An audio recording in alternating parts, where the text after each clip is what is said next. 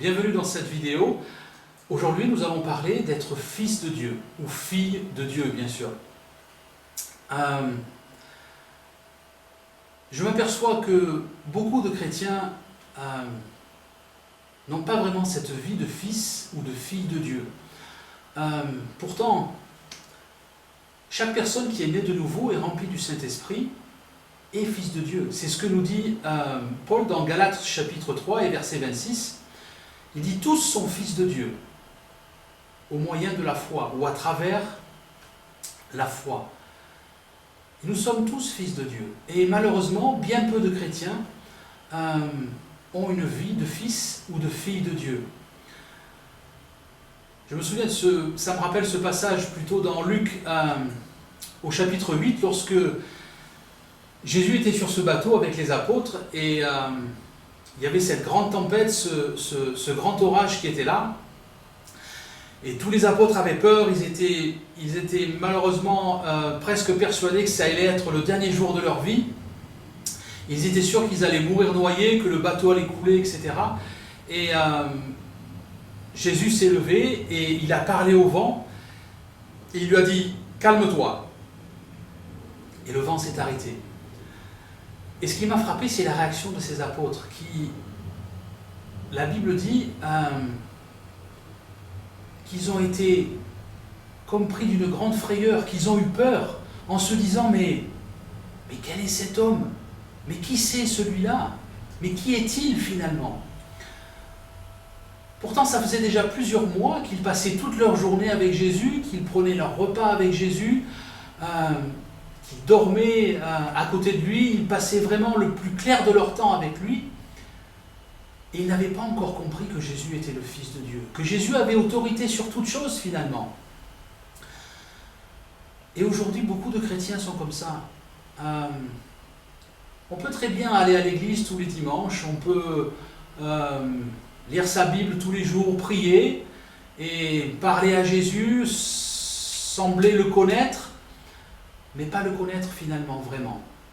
Pas savoir vraiment qui il est, pas savoir vraiment qui je suis moi-même. Je reparle encore de ce passage de Galates chapitre 3 verset 26, quand Paul dit « Nous sommes tous fils de Dieu ». Il y a vraiment un fait important, c'est que jamais, absolument jamais rien ne pourra changer ce fait. Si vous êtes chrétien, né de nouveau et rempli du Saint-Esprit, vous êtes fils et fille de Dieu.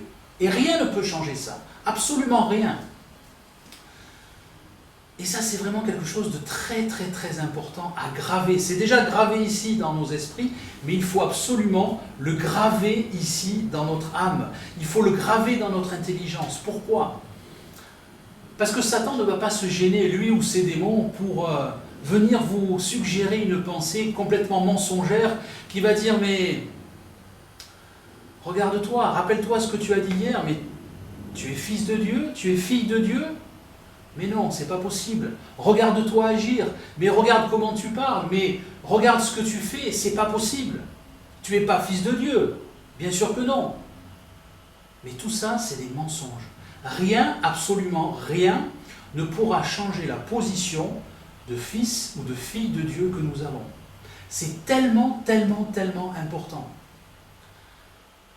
Si je n'ai pas ancré ça dans mon intelligence, je vais la plupart du temps vaciller. Et dès qu'un problème va arriver, je vais le croire. Je vais croire ce mensonge satanique que je vais avoir ici suggéré, qui va me dire « Oui, mais tu n'es pas vraiment fils de Dieu, mais tu penses que tu vas lui demander ça, qu'il va te demander ça? Non, mais tu plaisantes. Dieu ne va pas faire ça. Tu n'es pas vraiment fils de Dieu. » Et si je commence à croire des choses comme ça, il y a une réaction en chaîne qui va commencer. « Ah, je ne suis pas vraiment fils de Dieu, donc je ne vais pas vraiment demander, je ne vais pas vraiment ordonner ça, je ne vais pas vraiment commander ça. » Et de moins en moins de choses vont se passer dans ma vie, et je vais me recroqueviller sur moi-même de plus en plus. Et rien ne va se passer. Rappelez-vous, c'est très important. Vous êtes un fils, vous êtes une fille, et rien ne peut changer ça, absolument rien. Je ne suis pas en train de dire que Dieu sera d'accord avec tout ce que nous faisons, avec tout ce que vous faites, avec tout ce que je fais. Ce n'est pas ce que je suis en train de dire. Je dis simplement que rien, absolument rien, ne pourra changer le fait que Dieu nous aime. Rien ne pourra changer le fait que Dieu m'aime, absolument rien. Ça, c'est vraiment quelque chose de très très très important. Par contre, bien sûr, si je vais me louper, si je vais pécher, Dieu ne sera pas d'accord avec ce que je fais, évidemment. Mais il ne changera jamais son amour pour moi. Il ne sera pas d'accord avec ce que j'ai fait. Moi, je vais subir les conséquences de mes bêtises, c'est un fait. Mais l'amour de Dieu ne changera jamais. Si je n'ai pas intégré ça, si je n'ai pas compris ça, à chaque fois que je vais me louper, j'aurai honte de revenir. Je vais faire exactement comme Adam, comme Ève. Quand ils ont péché, qu'est-ce qu'ils ont fait? Ils sont partis se cacher, ils avaient honte. Et nous, la plupart du temps, si on n'a pas cette position de fils, si on n'a pas cette position de fille, on va se cacher, on a honte. Ah oui, mais j'ai fait ça, ah oui, mais j'ai dit ça, etc., etc. Et si en plus, et bien sûr, il ne va pas se gêner, Satan vient par-dessus pour suggérer des mensonges, là, je vais rester dans mon coin et je ne vais plus avancer. C'est vraiment un fait très, très, très important. Rappelez-vous ce passage dans Luc, au chapitre 15, quand il est question du fils prodigue. Ce garçon rentre à la maison, il est parti depuis des mois, et son père le voit au loin, qu'est-ce qui se passe? Il court au-devant de lui.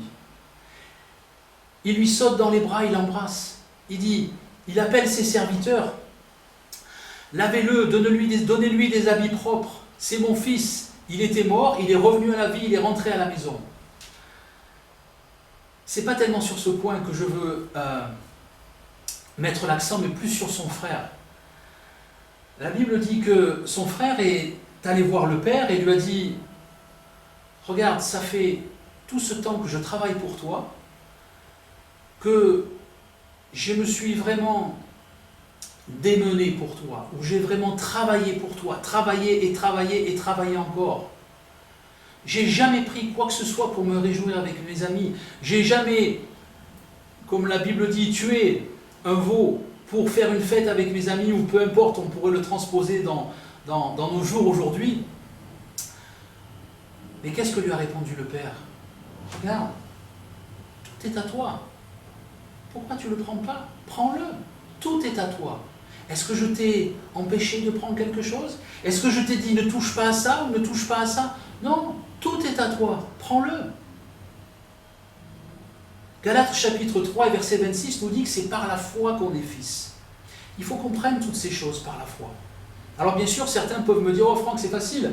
Par la foi, oui, par la foi, par la foi. » Mais il faut comprendre comment ça fonctionne. Bien sûr, nous, la plupart des êtres humains, la plupart d'entre nous, les êtres humains, nous sommes habitués à nous fier à nos cinq sens. Et c'est eux, quelque part, qui régissent toute notre vie. C'est eux qui nous dictent ce qui est bon, ce qui n'est pas bon, comment ça se passe et comment ça ne se passe pas. Mais quand on est fils, c'est pas comme ça. C'est la foi. C'est-à-dire croire ce qui est écrit. Croire ce que je n'ai pas encore vu d'une manière tangible. C'est ça qui me guide. Et parce que je m'abandonne totalement dans cette foi, alors je vais le voir en réalité. Alors je vais le voir prendre vie, prendre forme, tout simplement. La Bible dit que quand on est fils, si on prend le mot original, ça a une notion d'avoir exactement la même nature que son père. Si je suis fils de Dieu, j'ai la même nature que mon père. Maintenant, il faut que je choisisse d'agir comme un fils de Dieu, d'agir comme une fille de Dieu. Et là encore, ce n'est pas quelque chose où je vais dire « Oh mon Dieu, donne-moi ta nature, oh Seigneur, je t'en prie, développe ta nature en moi, donne-moi ta nature, j'en ai besoin. » Non, ce n'est pas ça. Parce que Dieu va vous dire « Ok, tu l'as déjà, mon fils, tu l'as déjà, ma fille, c'est déjà en toi, dans ton esprit. » Il suffit juste que, avec ta foi, tu le crois, et tu vas le voir se manifester dans ton âme, dans ton intelligence. Tout simplement. Et là, nos cinq sens, il faut les mettre complètement de côté. Ne pas se fier à eux du tout. Je me fie à ce qui est écrit. Et ce qui est écrit, c'est que la nature de Dieu est en moi à l'intérieur, dans mon esprit, parce que je suis né de nouveau et rempli du Saint-Esprit. Je n'ai pas besoin de lui demander cette nature. Elle est déjà en moi. J'ai simplement besoin de la manifester. Besoin de choisir de la manifester. Alors bien sûr, quelque chose de peut-être beaucoup plus équilibré sera de dire « Saint-Esprit, aide-moi à manifester cette nature qui est en moi. Aide-moi à à faire sortir tout ce qui est dans mon esprit et l'inonder dans mon âme. Aide-moi à changer ça. Aide-moi à changer mes priorités. Guide-moi, aide-moi, montre-moi comment faire. Là, c'est quelque chose de beaucoup plus vrai. Et le Saint-Esprit va le faire, c'est votre meilleur ami. Il est tout le temps là, à côté de vous, il est là, à côté de moi. Il est aussi à l'intérieur de moi, prêt à m'aider. C'est celui qui m'enseigne, c'est celui qui m'aide à avancer. Donc, c'est son job. Non seulement c'est son job, mais il est tellement heureux de le faire. Alors ne vous privez pas de lui demander. Aide-moi à manifester cette nature de Dieu qui est en moi. C'est tellement, tellement, tellement important. Aujourd'hui, la plupart des gens sont centrés sur eux-mêmes. La plupart des gens sont égoïstes. C'est moi d'abord, moi d'abord, moi d'abord, moi d'abord. La nature de Dieu, qu'est-ce que c'est? C'est tout l'opposé. Être égoïste, c'est quelque chose de satanique, tout simplement. Parce que ça ne vient pas de Dieu. Être égoïste, être centré sur soi, moi d'abord, c'est quelque chose qui vient du diable. Parce que c'est lui d'abord, c'est moi d'abord, et je ne m'occupe pas de ce qu'il y a autour de moi. Je ne m'occupe que de moi. Ça, ce n'est pas quelque chose qui vient de Dieu. Et si ça ne vient pas de Dieu, ça vient du diable, tout simplement. Ce n'est pas quelque chose qu'un chrétien doit manifester.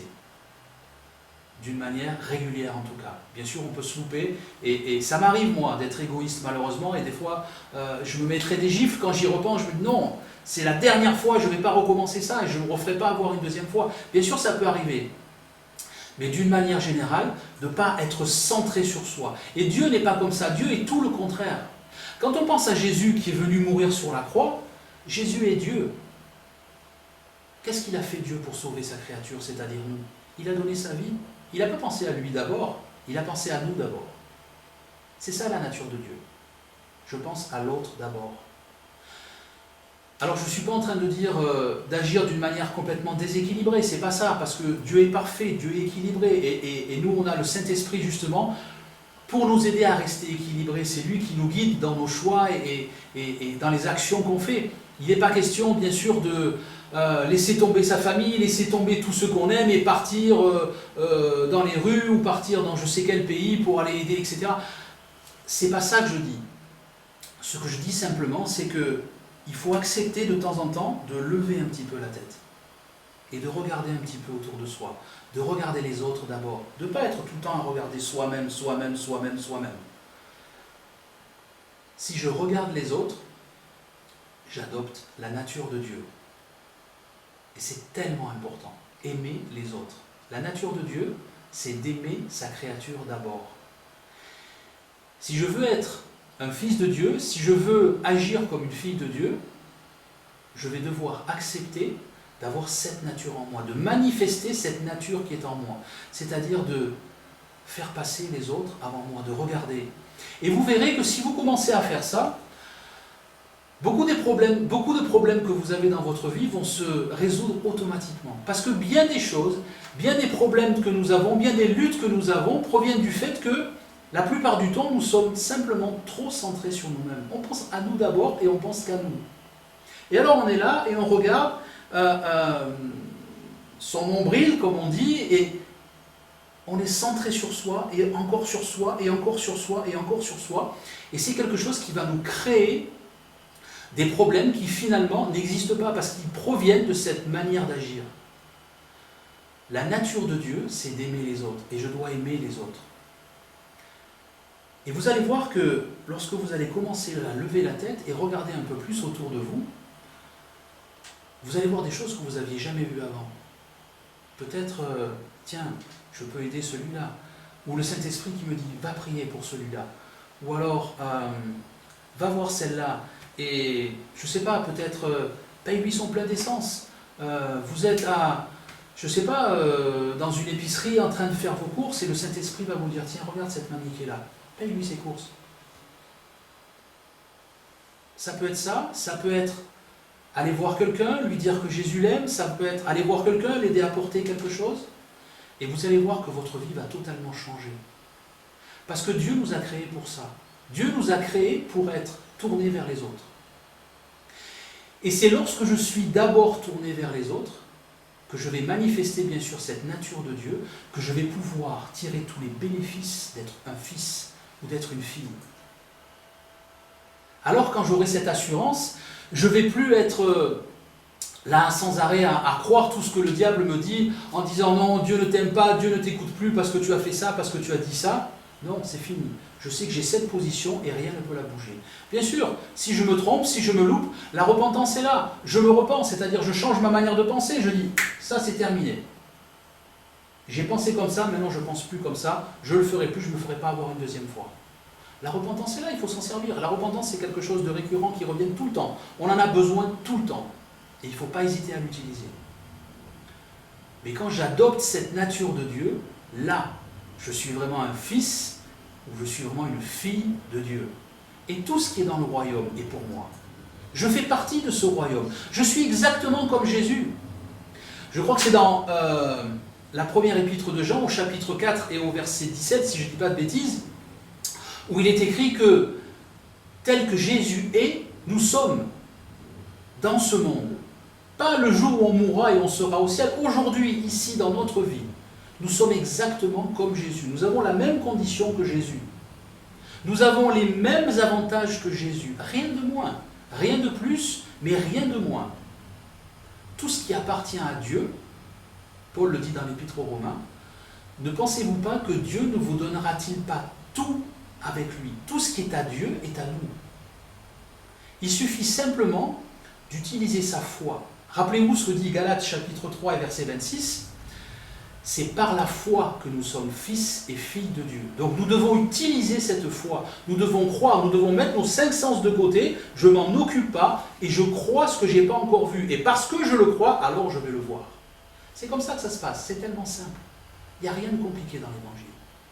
Satan essaie de nous faire croire que c'est compliqué, qu'il faut adopter certaines manières de penser, etc. Et qu'il faut vraiment avoir vraiment quelque chose de difficile, de compliqué. Pas du tout. L'évangile, c'est simple. Et c'est tellement simple que la plupart des gens loupent le coche. Parce qu'ils ne pensent pas que c'est aussi simple que ça. Il faut juste croire. Oui, c'est ça. Il n'y a rien de plus. Il faut juste croire. Juste croire. Et parce que je crois, toutes les promesses de Dieu, je vais les voir. Dieu m'a promis que je ne serai jamais dans le besoin, que j'aurai toujours un toit sur la tête, que j'aurai toujours une table avec de la nourriture pour manger, que je serai toujours en sécurité, que je serai toujours en bonne santé. Est-ce que ça veut dire que je ne serai jamais malade? Pas du tout. Est-ce que ça veut dire que je ne vais jamais manquer d'argent? Pas du tout. Est-ce que ça veut dire que je ne vais jamais manquer de nourriture? Pas du tout. Mais si ces choses-là arrivent, je vais croire. Et je ne vais pas bouger de ma position, je vais dire, je sais que je suis un fils. Je sais que je suis son fils. Sa nature, elle est en moi et je la manifeste. Et je proclame les promesses qu'il a fait pour moi et je le vois dans ma vie. Combien de fois on a vu ça dans notre vie, dans ma famille? Je crois qu'on est passé par tous les sujets, que ce soit des finances, que ce soit de la nourriture, peut-être pas un toit sur la tête, mais en tout cas, on a vu plein de choses comme ça qui sont arrivés d'une manière tangible juste parce que on n'a pas bougé notre position de fils et de fille avec notre foi. Simple, tout simple. Je voudrais prendre un dernier passage qui se trouve dans Luc chapitre 6 et verset 35. Alors, je lis ici en anglais, mais je vais le remettre de mémoire en français. Jésus nous dit, aimez vos ennemis. N'essayez pas de prêter à quelqu'un afin qu'il vous rende un peu plus, etc. etc. Et vous pourrez relire ce passage si vous voulez, il est dans Luc chapitre 6 et verset 35. Et un peu plus tard, il explique et il dit, si vous ne voulez pas être jugé, ne jugez pas. Vous ne jugez pas les autres et vous ne serez pas jugés plutôt. Ne condamnez pas les autres et vous ne serez pas condamnés. Et la plupart des chrétiens pensent que si je juge les autres, alors Dieu va me juger. Et je sais que certaines traductions, comme la Français courant par exemple, a repris ça et a écrit « Ne jugez pas les autres afin que Dieu ne vous juge pas ». Mais ça c'est une erreur malheureusement monumentale de traduction. Ça n'a rien à voir du tout avec le texte original. Je crois que c'est une des seules qui a repris le texte comme ça, mais en tout cas, ne la prenez pas en compte parce que, je ne parle pas de la traduction, je parle de ce passage uniquement, parce que il y a des super passages qui sont super bien traduits dans la français courant, je m'en sers régulièrement aussi, mais en tout cas celui-là, non, ça ne va pas du tout. Et donc il est écrit dans la français courant, par exemple, ne jugez pas les autres et Dieu ne vous jugera pas. Ne condamnez pas les autres et Dieu ne vous condamnera pas. L'autre, c'est à propos du salut. Si vous ne voulez pas que Dieu... plutôt, si vous voulez que Dieu vous pardonne, alors pardonnez les autres, etc., etc. Ce passage n'a absolument rien à voir entre Dieu et nous. Dans tout le chapitre 6 de l'évangile de Luc, et pardonnez-moi encore pour cette traduction rapide de l'anglais sur le français, dans tout ce passage de Luc au chapitre 6, il est question de la relation des humains entre les humains, et absolument pas de Dieu entre les humains. Lorsqu'il est écrit « Ne jugez pas et vous ne serez point jugés », ça veut tout simplement dire « Si vous ne voulez pas que les autres vous jugent, ne les jugez pas. Si vous ne voulez pas être condamné par les autres, alors ne les condamnez pas. Ne condamnez pas les autres et vous ne serez pas condamné à votre tour. Et ils ne vous condamneront pas en retour. En d'autres mots, montrez le bon exemple. Et vous allez pousser les autres à bien agir avec vous. Alors, bien sûr, ça ne va pas me garantir à 100% de zéro problème. Bien sûr qu'on peut toujours tomber sur des gens qui sont mal intentionnés, etc., etc. Mais ce que ce passage veut montrer tout simplement, c'est que si je veux que les gens agissent d'une certaine manière envers moi, je dois d'abord agir de la même manière envers eux. Si je ne veux pas que les gens me jugent, je ne dois pas les juger. Si je veux que les gens me pardonnent, quand je fais une faute ou quand je me loupe, il faut que je les pardonne moi aussi. Tout simplement. Il n'y a rien de compliqué là-dedans. Et encore une fois, c'est quelque chose qui n'a rien à voir entre Dieu et nous, parce que ça rentrerait en totale contradiction avec la grâce, où, dans la grâce, tous nos péchés sont pardonnés. Alors, je ne suis pas... ceux qui me connaissent le savent, mais je veux le dire, je ne suis pas quelqu'un qui pense que on peut faire n'importe quoi, que tout est grâce, que Dieu nous aime et que rien ne change, etc. Non, ce n'est pas ce que je dis, parce que ce n'est pas ce que la Bible dit. Bien sûr que non. La Bible dit même que ceux qui veulent vivre à la manière de Dieu souffriront la persécution. Donc, c'est quand même quelque part une promesse de Dieu. Si je veux vivre d'une manière pieuse, je vais vivre la persécution. Donc, je vais vivre des problèmes. Je vais vivre l'erreur des autres. Je vais vivre la mauvaise compréhension des autres. Mais ce que ce passage dit dans Luc chapitre 6, c'est si je ne veux pas que les autres me condamnent, alors il ne faut pas que je les condamne moi non plus, tout simplement. Sinon, il ne faut pas que je m'étonne que les autres me condamnent. Si je suis intransigeant, si je pardonne jamais personne, il ne faut pas que je m'étonne si le jour où moi je me loupe, le jour où moi j'ai besoin qu'on me pardonne, alors on ne va pas me pardonner. C'est simplement ce que ce passage veut dire ici. Rien d'autre, absolument rien d'autre. Donc le premier point très important qu'il faut se souvenir, c'est que notre position en Dieu ne changera jamais, quoi qu'il arrive. Nous sommes fils et nous sommes des filles. Je dois agir absolument comme un enfant. La Bible dit que je dois être exactement comme un enfant. Est-ce que vous avez déjà vu un enfant de 3, 4, 5 ans avoir peur de ses parents, se gêner devant ses parents, dire « Oh, est-ce que je peux prendre ce biscuit? Est-ce que je peux faire ça ?» Non. Il a faim, il va, il prend. Il veut quelque chose, il va, il prend. Pourquoi? Parce que c'est normal, parce que c'est naturel, tout simplement. Et si moi, j'ai compris que je suis un fils, si j'ai compris que je suis une fille, que j'ai choisi de manifester cette nature de Dieu qui est en moi, mais tout m'appartient. Tout ce qui appartient à Dieu m'appartient.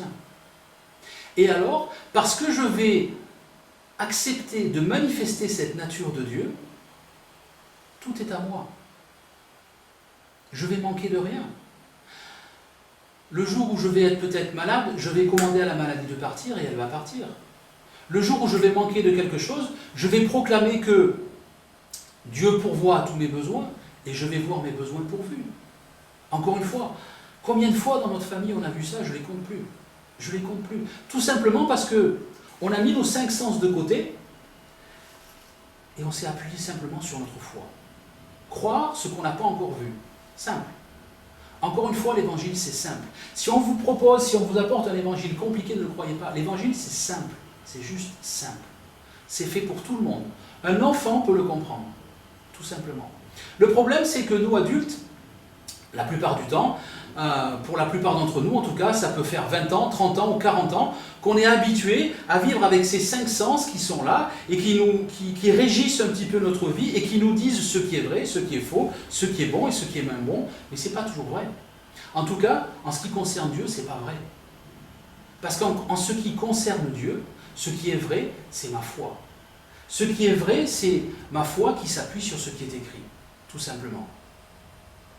Si par exemple, je suis malade, si par exemple j'ai une douleur en moi, si je prie pour cette douleur, si la douleur est encore là, un de mes sens me dit oui, la douleur est encore là. Si je le crois, je vais avoir du mal à ce qu'elle parte. Parce que c'est par la foi que j'accède à tout ce que Dieu me donne. Uniquement par la foi. La Bible dit que sans la foi, il est impossible de plaire à Dieu, ou il est impossible de communiquer avec Dieu.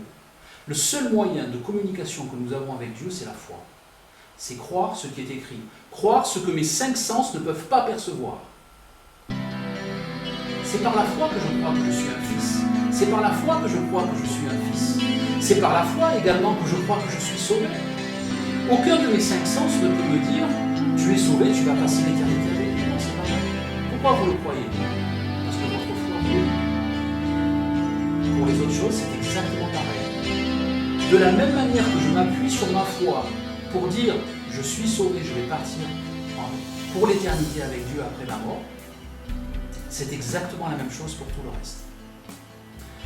Alors choisissez aujourd'hui d'agir comme un fils ou comme une fille de Dieu et vous verrez, votre vie va totalement changer.